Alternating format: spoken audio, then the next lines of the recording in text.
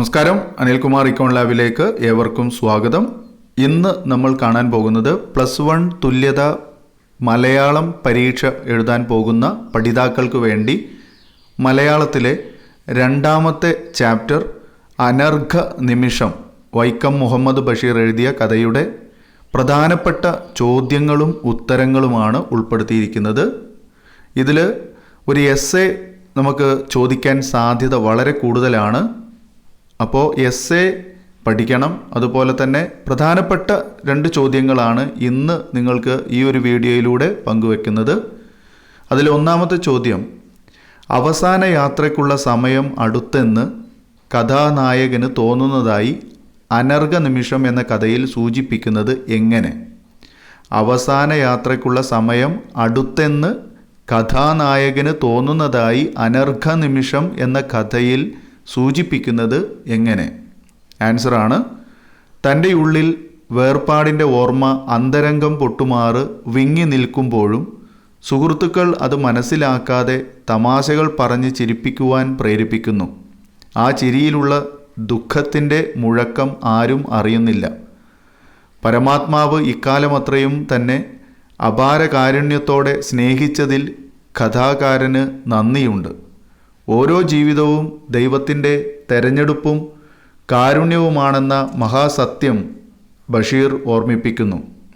ചെയ്ത തെറ്റുകളെക്കുറിച്ചുള്ള അപരാധ ബോധവും പരലോകത്തെത്തുമ്പോൾ ഈശ്വരൻ അതെല്ലാം ഓർക്കുമോ എന്ന ആശങ്കയും ബഷീർ പങ്കുവെക്കുന്നു.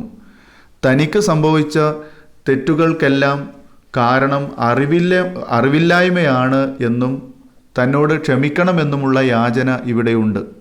യാത്രയ്ക്കുള്ള സമയമായി തൻ്റെ ആത്മാവ് ഇനി ഈശ്വരൻ്റെ പരമാത്മാവിലേക്ക് ലയിക്കാൻ പോവുകയാണെന്ന മഹാസിദ്ധാന്തം വളരെ ലളിതമായി ബഷീർ ഇവിടെ അവതരിപ്പിക്കുന്നു. ഇതാണ് ഈ ചോദ്യത്തിൻ്റെ ഉത്തരം. ഇത് കൃത്യമായിട്ട് നിങ്ങൾ കേട്ട് കണ്ട് പഠിക്കുകയാണ് വേണ്ടത്. കൂടുതൽ തവണ കേൾക്കുകയും കാണുകയും ചെയ്താൽ നമ്മുടെ മനസ്സിൽ അതങ്ങനെ പതിഞ്ഞു കിടന്നോളും. സുഖമായിട്ട് നമുക്ക് പരീക്ഷ എഴുതി നല്ല മാർക്ക് ഉണ്ടാക്കാൻ കഴിയും. ഒരിക്കൽ കൂടി ഞാനിതൊന്ന് പറയാം. തൻ്റെ ഉള്ളിൽ, അതായത് ഇവിടെ കഥാനായകന് അനർഘ നിമിഷം എന്ന കഥയിൽ കഥാനായകൻ തൻ്റെ അവസാന യാത്രയ്ക്കുള്ള സമയം അടുത്ത് എന്ന് തോന്നുന്നതായിട്ടുള്ള നിമിഷമാണ് നമ്മളോട് സൂചിപ്പിക്കാൻ പറഞ്ഞിട്ടുള്ളത്. അപ്പോൾ അതിലെ കാര്യങ്ങൾ ഇങ്ങനെയാണ്. തൻ്റെ ഉള്ളിൽ വേർപാടിൻ്റെ ഓർമ്മ അന്തരംഗം പൊട്ടുമാറ് വിങ്ങി നിൽക്കുമ്പോൾ, അതായത് കഥാനായകന് വേർപാടിൻ്റെ ഒരു ഓർമ്മയാണ് ഉള്ളിൽ നിലനിൽക്കുന്നതെങ്കിലും ആ സമയത്ത് സുഹൃത്തുക്കൾ അത് മനസ്സിലാക്കാതെ, അതായത് കൂടെയുള്ള സുഹൃത്തുക്കൾ കഥാനായകൻ്റെ ആ ഒരു അവസ്ഥ മനസ്സിലാക്കാതെ, വേർപാടിൻ്റെ ഓർമ്മ ഉള്ളിൽ തങ്ങി നിൽക്കുന്ന ആ കഥാകാരൻ്റെ ആ വിഷമം മനസ്സിലാക്കാതെ തമാശകൾ പറഞ്ഞ് ചിരിപ്പിക്കാൻ അദ്ദേഹത്തെ പ്രേരിപ്പിക്കുകയാണ്. ആ ചിരിയിലുള്ള ദുഃഖം, അപ്പോൾ അദ്ദേഹവും കൂടെ ചിരിക്കുന്നു. പക്ഷേ അതിൻ്റെ ഉള്ളിലൊരു ദുഃഖത്തിൻ്റെ മുഴക്കം അത് പുറത്ത് മറ്റുള്ളവർ അറിയുന്നില്ല എന്നാണ് അദ്ദേഹം പറയുന്നത്. പരമാത്മാവ് ഇക്കാലം അത്രയും തന്നെ അപാര കാരുണ്യത്തോടെ സ്നേഹിച്ചതിൽ കഥാകാരന് നന്ദിയുണ്ട്. അത് ഇത്രയും കാലം പരമാത്മാവ് അദ്ദേഹത്തെ കാരുണ്യത്തോടെയാണ് സ്നേഹിച്ചത്. അതിൽ അദ്ദേഹം ദൈവത്തോട്, പരമാത്മാവിനോട് നന്ദി പറയുന്നു. ഓരോ ജീവിതവും ദൈവത്തിൻ്റെ തിരഞ്ഞെടുപ്പും കാരുണ്യവുമാണെന്ന മഹാസത്യം ബഷീർ ഇവിടെ ഓർമ്മിപ്പിക്കുകയാണ്. അപ്പോൾ ഓരോരുത്തരുടെയും, ഭൂമിയിൽ ജീവിച്ചുകൊണ്ടിരിക്കുന്ന ഓരോരുത്തരുടെയും ജീവിതം ദൈവത്തിൻ്റെ തിരഞ്ഞെടുപ്പും അതുപോലെ തന്നെ ദൈവത്തിൻ്റെ കാരുണ്യവും കൊണ്ടാണ് എന്ന് നമ്മളെ ഓർമ്മപ്പെടുത്തുകയാണ്. ചെയ്ത തെറ്റുകളെക്കുറിച്ച് അപരാധബോധം പരലോകത്തെത്തുമ്പോൾ ഈശ്വരൻ അതെല്ലാം ഓർക്കുമോ എന്ന ആശങ്കയും അദ്ദേഹം ഇവിടെ പങ്കുവെക്കുന്നുണ്ട്. ജീവിച്ചുകൊണ്ടിരിക്കുമ്പോൾ ചെയ്തു വെച്ചിട്ടുള്ള തെറ്റുകളെക്കുറിച്ച് അദ്ദേഹത്തിന് വലിയ ബോധമുണ്ട്. ആ ബോധം മരിച്ചു കഴിഞ്ഞാൽ പരലോകത്തെത്തുമ്പോൾ ഈശ്വരൻ അതെല്ലാം ഓർക്കുമോ എന്നൊരു ഭയം അദ്ദേഹത്തിന്, ആശങ്ക അദ്ദേഹത്തിൻ്റെ മനസ്സിലുണ്ട്. തനിക്ക് സംഭവിച്ച തെറ്റുകൾക്കെല്ലാം കാരണം അറിവില്ലായ്മയാണ് എന്നും തന്നോട് ക്ഷമിക്കണമെന്നുമുള്ള യാചനയും അദ്ദേഹം അവിടെ പറയുന്നുണ്ട്. അപ്പോൾ ദൈവത്തിലേക്ക് അർപ്പിക്കുകയാണ്.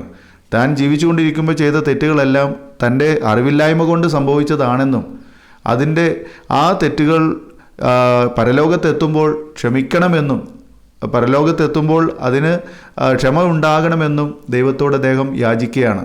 യാത്രയ്ക്കുള്ള സമയമായി തൻ്റെ ജീവാത്മാവ് ഇനി ഈശ്വരൻ്റെ പരമാത്മാവിലേക്ക് ലയിക്കാൻ പോവുകയാണെന്ന മഹാസിദ്ധാന്തം വളരെ ലളിതമായിട്ട് ഈ ഒരു രീതിയിൽ, ഈ ഒരു ഭാഗത്ത് വളരെ ലളിതമായിട്ട് ബഷീർ ഇവിടെ അവതരിപ്പിക്കുന്നു. ഇതാണ് ഇതിൻ്റെ ഒരു സാരാംശം. ഓക്കെ, ഇനി രണ്ടാമത്തെ ഒരു ചോദ്യം, രണ്ടിൻ്റെയും ഇടയിലെ അനർഘ നിമിഷമാണ് ഞാൻ. ഇവിടെ രണ്ടിൻ്റെയും എന്നതുകൊണ്ട് കഥാകാരൻ അർത്ഥമാക്കുന്നത് എന്താണ്? രണ്ടിൻ്റെയും ഇടയിലെ അനർഘ നിമിഷമാണ് ഞാൻ. ഇത് അനർഘ നിമിഷം എന്ന അദ്ദേഹത്തിൻ്റെ കഥയിലൊരു വരിയുടെ ഭാഗമാണ്.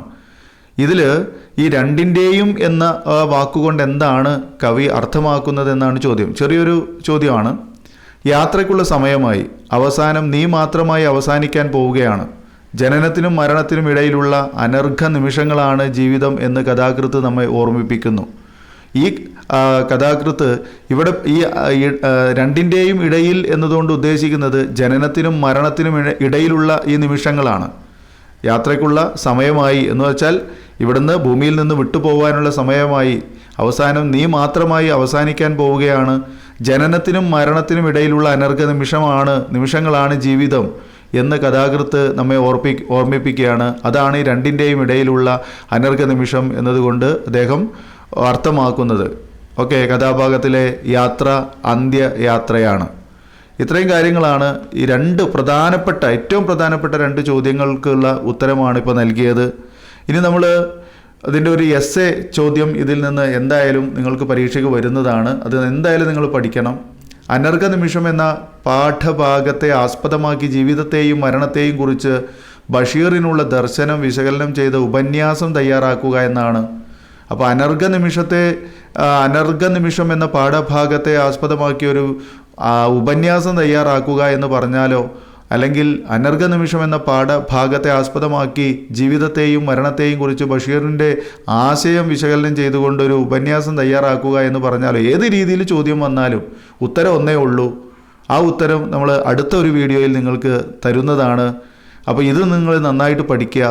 നല്ല രീതിയിൽ നിങ്ങൾക്കിത് മനസ്സിലാക്കാൻ കഴിയുമെന്ന് വിശ്വസിക്കട്ടെ. അപ്പോൾ തീർച്ചയായിട്ടും ഈ വീഡിയോ കണ്ടിരിക്കുന്ന എല്ലാവരും നമ്മുടെ ചാനലിൽ മാക്സിമം സപ്പോർട്ട് ചെയ്യണം. അതുപോലെ ഈ വീഡിയോക്ക് കാണുന്ന എല്ലാവരും ലൈക്ക് ചെയ്യുക.